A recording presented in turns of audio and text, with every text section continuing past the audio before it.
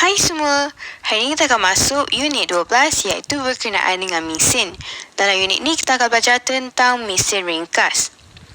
Bila kita sebut tentang mesin, kita mesti tertanya-tanya apa yang dimaksudkan dengan mesin kan?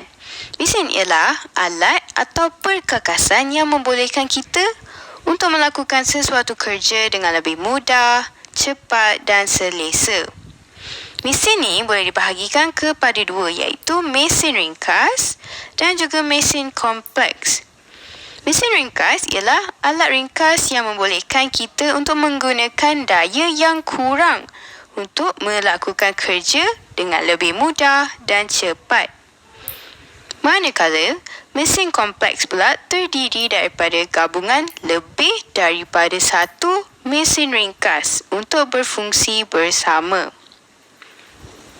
Buat pengetahuan semua, terdapat 7 jenis mesin ringkas, iaitu yang pertama sekali satah condong, kedua tuas, 3 baji, 4 gear, 5 skru, 6 takal dan yang terakhir sekali ialah roda dan gandar.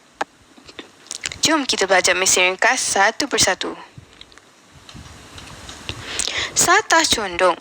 Satah condong ialah satu permukaan yang disendingkan untuk menghubungkan dua permukaan lain yang berlainan aras ketinggian. Sebenarnya, lebih mudah untuk kita mengalihkan objek dari aras yang rendah ke aras yang tinggi dengan menggunakan satah condong. Kerana penggunaan satah condong mengurangkan daya yang diperlukan untuk mengatasi daya graviti apabila objek tersebut dialihkan. Contohnya, macam gambar ajar ni, kita ada satu satah condong. Buat pengetahuan semua, hanya kurang daya yang diperlukan untuk mengalihkan sesuatu objek dengan menggunakan satah condong.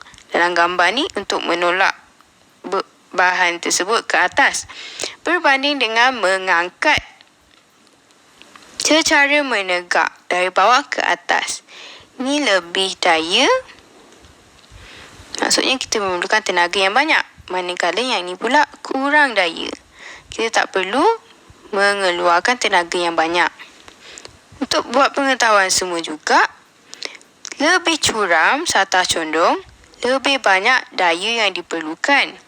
Sebab tu, contohlah kita nak memunggah beban yang berat ke atas lori ataupun van, kalau satah tersebut berada dalam keadaan curam, lebih banyak daya yang diperlukan untuk menolak beban ke atas lori.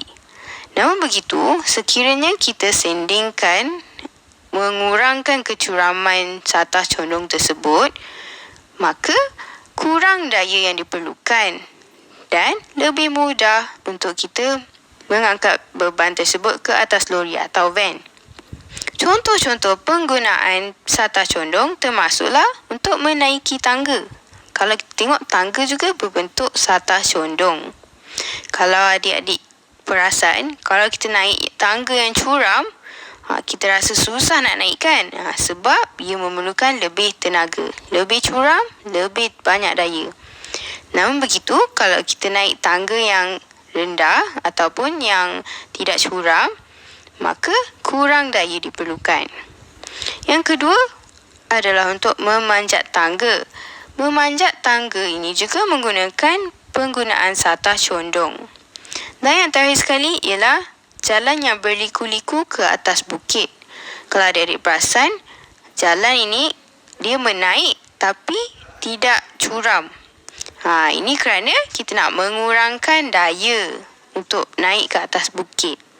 Kalau curam, maksudnya kita naik bukit macam ni lah. Kereta boleh naik ke dengan curam tu? Tak boleh. Sebab terlampau banyak daya yang diperlukan. Okey, kita dah habis cakap tentang satah condong. Jom kita lihat mesin ringkas yang kedua. Mesin ringkas yang kedua ialah baji. Baji terdiri daripada satu atau dua satah condong yang membentuk satu hujung yang tajam. Contohnya, kita ada baji berbentuk segitiga dan juga baji berbentuk kun. Baji ini digunakan untuk memotong atau memisahkan objek kepada dua bahagian. Contoh bahan yang menggunakan konsep baji ialah alat pemecah ais, iaitu ia menggunakan baji berbentuk kon, gunting yang menggunakan baji berbentuk segitiga pada bilahnya, kapak, pisau dan juga pemahat. Manakala baji ini juga boleh digunakan untuk memegang dan memberhentikan objek daripada bergerak. Contohnya kita ada penyendal pintu. Baji digunakan untuk memegang dan memberhentikan objek. Untuk situasi ini, baji digunakan untuk memegang dan memberhentikan pintu daripada sentiasa terbuka ataupun tertutup. Okey, mesin ringkas yang seterusnya ialah gear. Gear terdiri daripada roda yang bergigi di sekelilingnya. Gear akan memudahkan pergerakan. Ini kerana ia digunakan untuk mengubah kelajuan pergerakan, mengubah arah pergerakan dan juga untuk mengurangkan daya yang diperlukan untuk menggerakkan objek yang besar. Bilangan gigi yang terdapat pada setiap roda gear mempengaruhi pergerakan roda gear yang bersentuhan dengannya. Apabila dua gear bersentuhan antara satu sama lain, kedua-dua gear ini akan berputar pada arah yang bertentangan. Contohnya, kita ada gear A dan gear B. Sekiranya gear A berputar pada arah ikut jam iaitu ke kanan, roda gear B akan berputar pada arah lawan jam. Apabila gear kecil berputar sekali, gear besar akan berputar kurang daripada satu pusingan. Oleh itu, gear kecil akan berputar lebih cepat daripada gear yang besar.